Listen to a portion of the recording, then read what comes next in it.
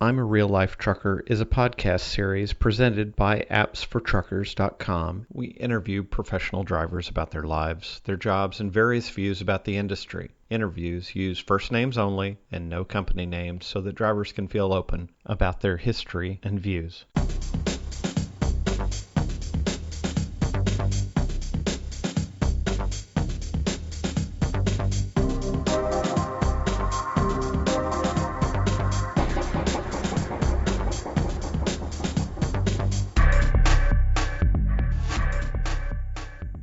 This is Tim Spence with Apps for Truckers, and you're listening to I'm a Real Life Trucker. episode number 5.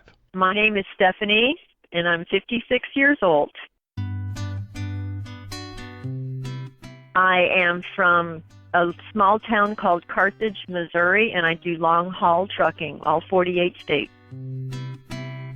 Stephanie, tell me about your childhood and about growing up. It was difficult. My mother was a single mother when I was born, which was very uncommon back in 1958.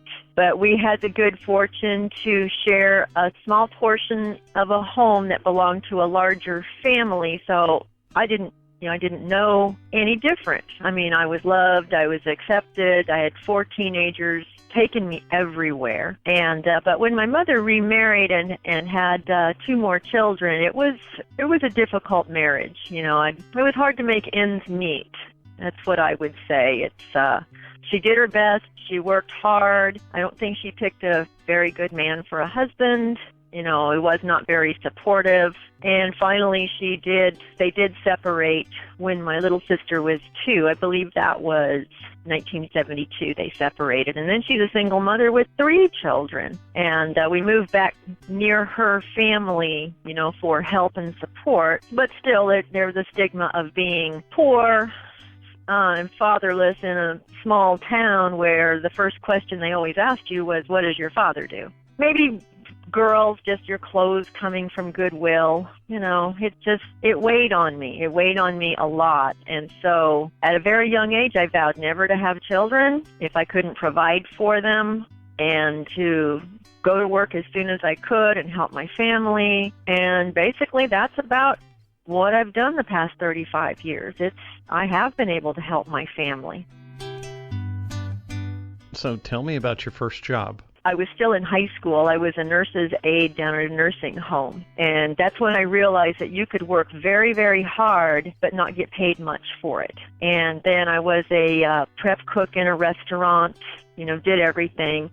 Prep cook in the morning, filled in washing dishes, waited tables at night. You know, well, you're young, you're on your feet all day, you can do it. But figured out very quickly in my early 20s, or 20 to 21, that I needed something with a little more responsibility. And as you get out in the workforce, you see you can take on more responsibility, and you saw quickly that that's how you made more money.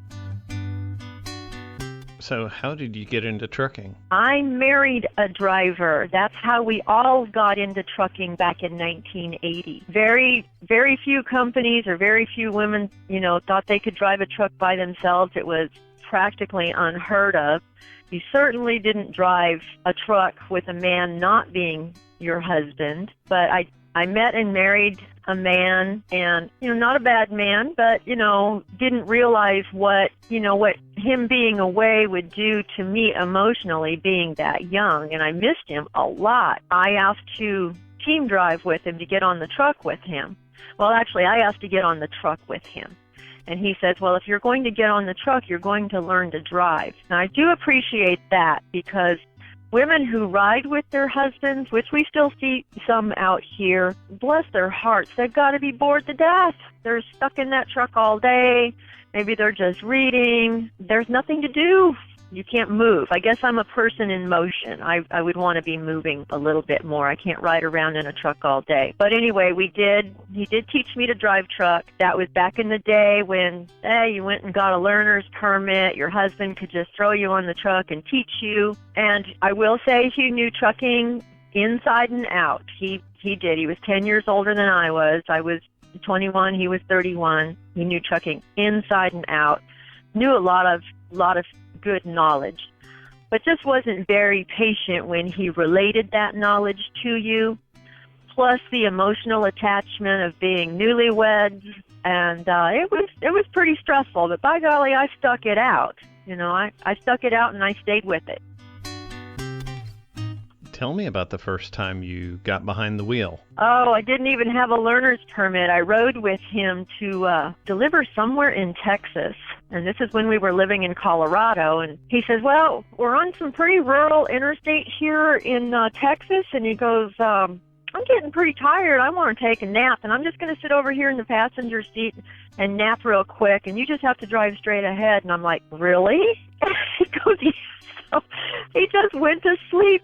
And I just drove steady, didn't exceed the speed limit. I did not have a commercial driver's license, but that was back in the day when you could kind of do those things, or we did those things. But it was just for an hour or so, enough for him to rest his eyes, and then he did take over again. Well, Stephanie, how does your family feel about you trucking? I don't think they really understand what I do. They know I'm gone a lot, but I've tried to explain it to them, and they still ask me questions like, "Oh, do you get a hotel every night?" And so, I don't think they really get it, and maybe I just don't talk about myself that much. But they still don't get it. Been doing it 35 years, and they just think, "Oh, well, she's gone a lot," or they'll leave me a message like, "Okay, I'm going to be down in your area in a couple of days. Maybe I could stop by to see you." And I said, well, not really, because I need like 7 to 10 days notice to get home, at least. I could be up in Seattle. They still don't get it. How do you feel about your lifestyle in trucking? I love it.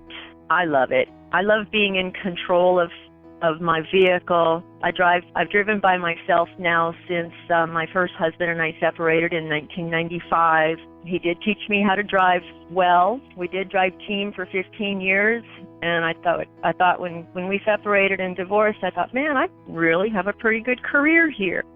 And it was great having the truck all to myself and doing things my way.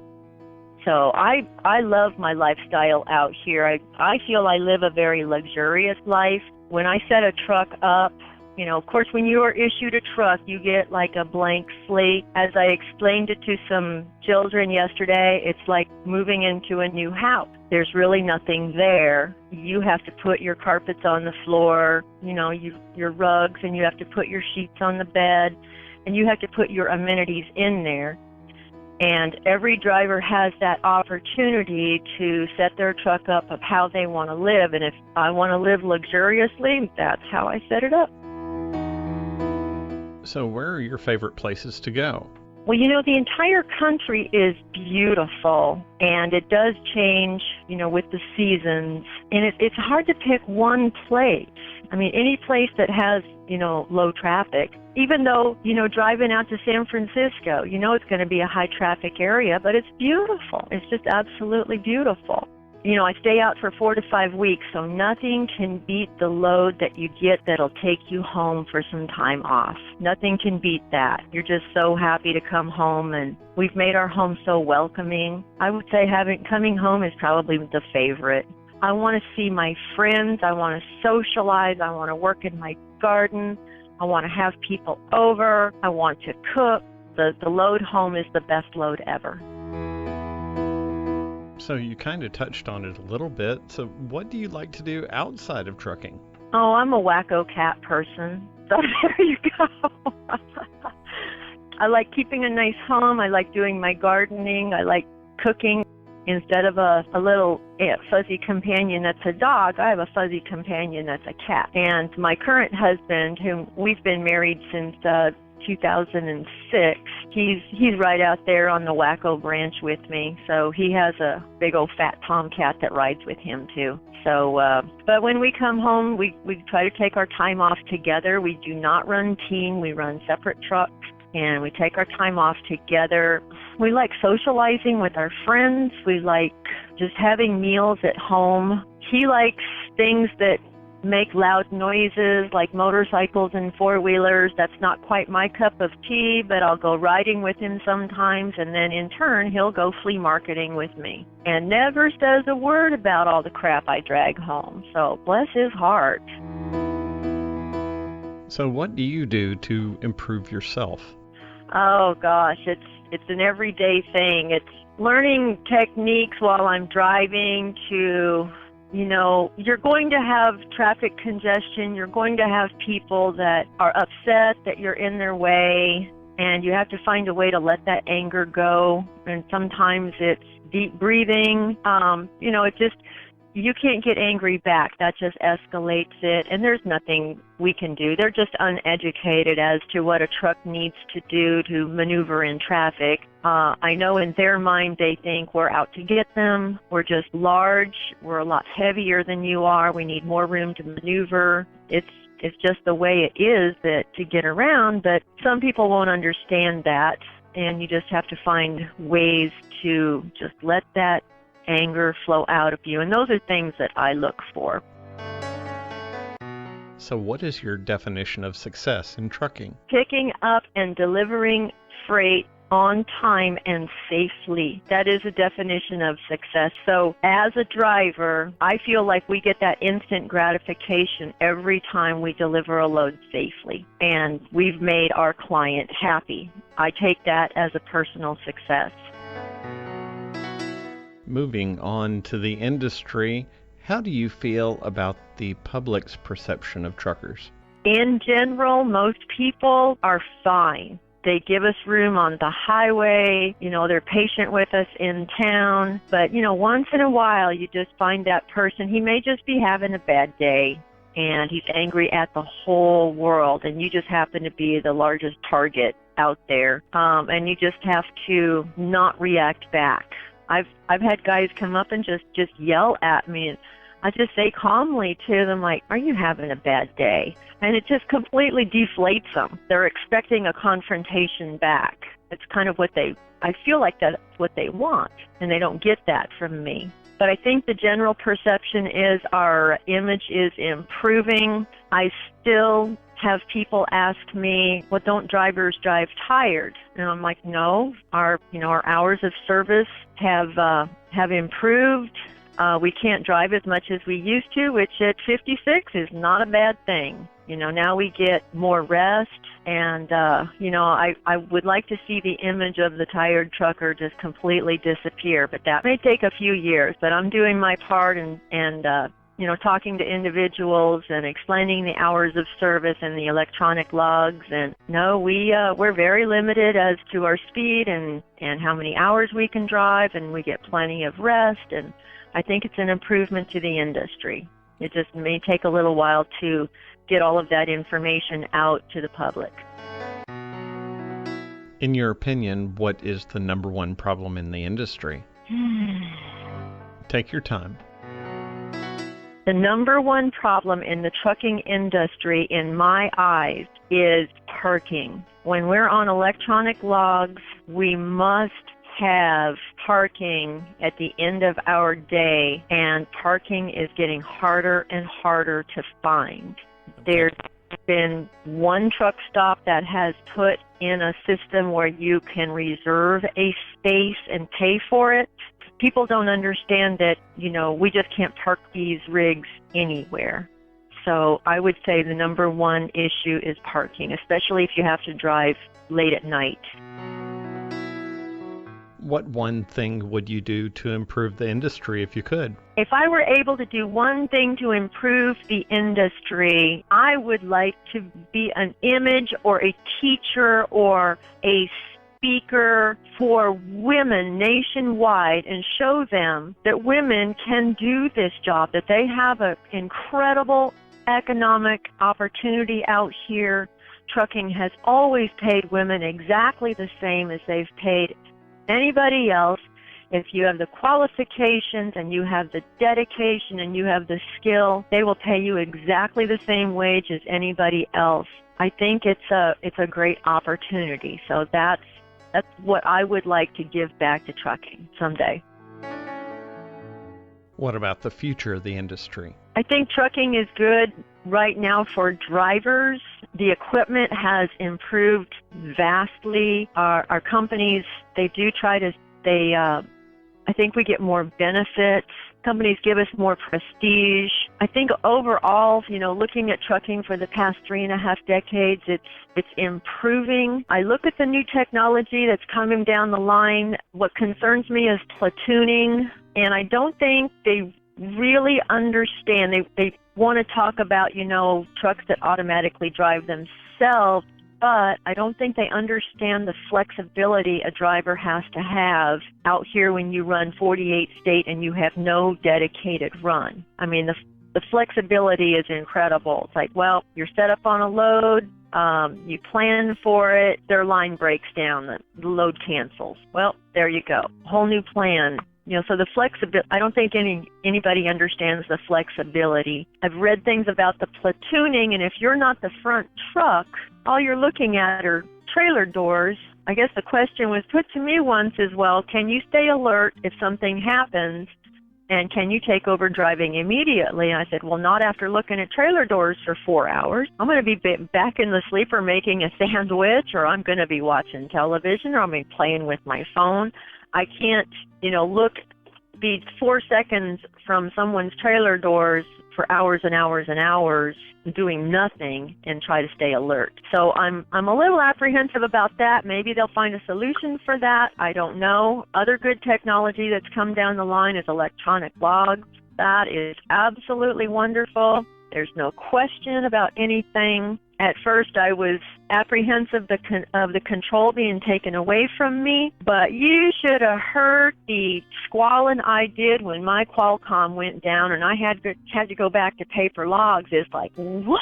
I have to do paperwork at the end of the day? Then you realize what a burden it's lifted off of you, because, I would spend 15, 20 minutes at the end of the day doing my paper logs, and that's gone. I mean, it's absolutely to the minute. You don't have to do a recap, and it's not much paperwork, but that's gone. Make it easier on the driver. Well, if you had the ear of the trucking industry before you right now, what would you say to them? That is tough. I would definitely say do not approach this job unless you have a lot of patience and a lot of good attention to detail. This job can be easy or this job can be hard. The more you can plan, the more details you can clear up or take care of, the easier the job is going to be. Trip planning, finding your fuel stops, you've got to have a plan every day. The plan has to be flexible because of traffic and weather, but you've got to have a plan. And after that, the driving comes easy. Final question to you, Stephanie. If you had a legacy to leave, or if you had a choice as to how you wanted to be remembered, what would that be? I want to be remembered as a person who has always stood by her friends, always there to help, always helped my family, always rescued stray kittens when they appeared. That's all I want. It's not property, it's not things, it's not money. I want to be remembered by my husband as a good and caring wife. Just when people think of me, they'll say, "Oh yeah, she will help. She'll stand beside us." If nothing else, just to listen. Would people remember me? I just want them to think well of me, that, I was there for them. Well, we hope you've enjoyed this episode of Real Life Trucker. If you would like to be interviewed for this podcast series, you can get in touch with us in one of two ways. The first is go to the website and fill out the online form. Once you hit submit, it will come directly to us. The other way is, of course, to hit our voicemail line at 615-669-9478 and leave us a message there as to when the best time to contact you is. Until then, be safe, and we will see you on the next podcast.